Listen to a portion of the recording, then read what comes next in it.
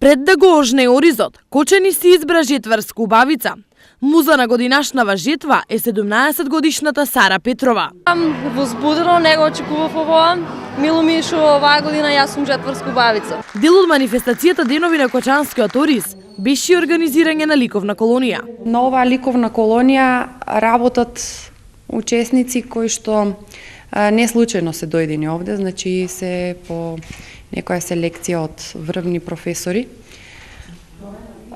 Тие сликаат на платно во техника акрилик. На колонијата учествуваат 20 уметници од Македонија и Унгарија.